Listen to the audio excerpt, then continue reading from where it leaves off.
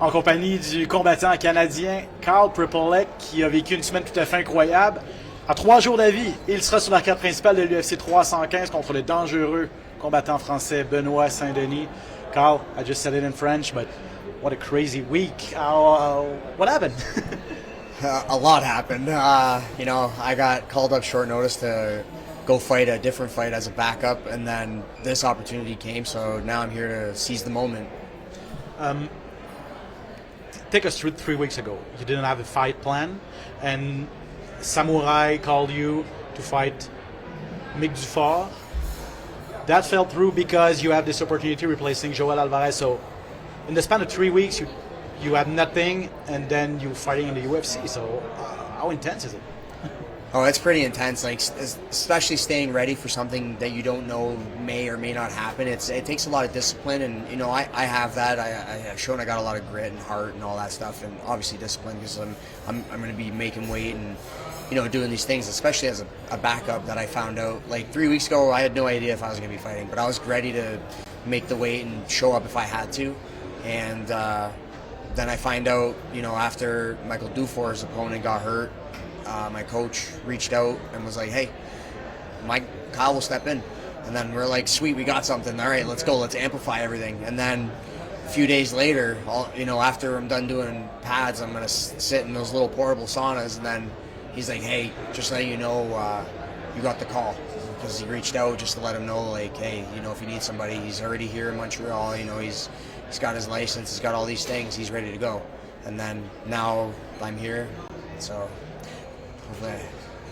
So you were, even though you didn't have a fight planned 3 weeks ago, you were training. You were like in a training camp already because you knew something could happen. I had a feeling that something might happen, but I'm like, you know what? It's better to stay ready instead of having to get ready. And I'm always in the gym training anyway, so I want to keep it more as like a lifestyle. I don't want to blow up too much and be, like those heavier guys. Like. I'm not like Paddy Pimblett where I can just blow up like that and get down. He's a beast for doing that. All props to him. I'd rather stay, on the lighter side and, be able to take these opportunities like now and make the most of it. When you heard that Joel Alvarez pulled out of his fight against Saint-Denis, did you think you could get the call from the UFC at that point? Or? I wasn't too sure, but I'm like, hey, you know what? It's a lottery shot, and let's take our chances. Because like, if you don't take the risk, you can't create a future, So, I'm still like pretty like amped and pumped that I'm able to do this and be here, and I'm gonna make the most of all this opportunity. Obviously, he's a very dangerous fighter in the top 15 in the best division in the world. What's your approach? Nothing to lose? For me, it's all or nothing, right? Like, I'm going to go out there, do my thing, and I know he's going to go out there and do his thing. I just have to showcase to the world why I do belong and, put on a clinic, make it a dogfight, make it entertaining for obviously the audience and everybody watching, and get my hand raised. Second stint in the UFC, first since 2019. How does that work? Is it... Did you sign a contract for a few fights, or is it just a one-time thing and you hope you have another opportunity after that, depending on the result, of course?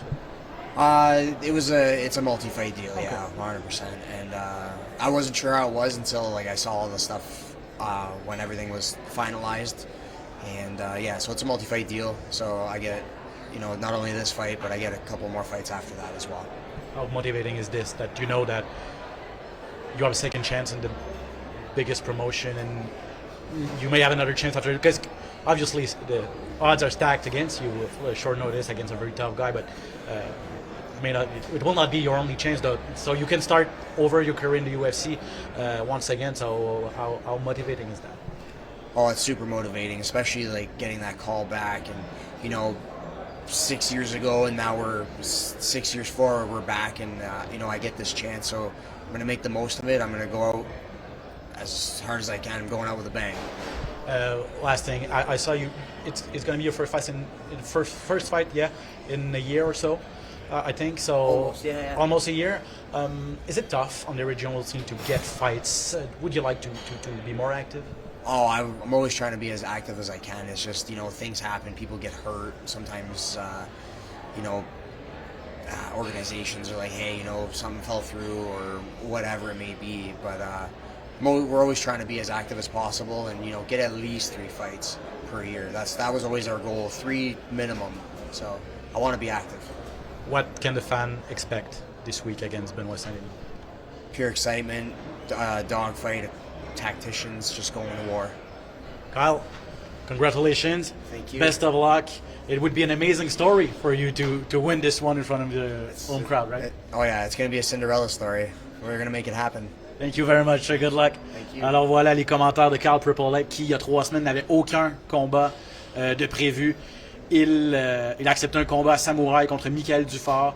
Finalement, l'UFC l'appelle pour remplacer Joël Alvarez contre Benoit Saint-Denis, combattant français qui est dans le top 15, imaginez. Donc il le dit à la toute fin, là. S'il l'emporte, il compte bien l'emporter. Ce sera une histoire digne de Cendrillon. C'est son 2e séjour à l'UFC. Aucune victoire, 2 défaites contre de très bons combattants à l'UFC en 2019. Il a été retranché. Depuis ce temps-là, il essaie de revenir au sommet et il a sa chance cette fin de semaine. Il le sait que ce ne sera pas facile, mais il a signé un contrat de plusieurs combats. Donc, même si il devait trébucher contre Benoit Saint-Denis, évidemment, à quelques jours d'avis, personne ne lui en voudra, mais il aura au moins une autre chance de se faire valoir au sein de l'organisation. Il promet un spectacle, il promet une bagarre contre un bagarreur lui-même, Saint-Denis, là, qui est tout un combattant. Et vous l'entendez, là, n'est pas tout à fait remis de ses émotions encore. Le combat est dans 3 jours et on espère bien que Kyle Prepolec pourra offrir tout un spectacle cette fin de semaine contre Benoit Saint-Denis sur la carte principale de l'UFC 315.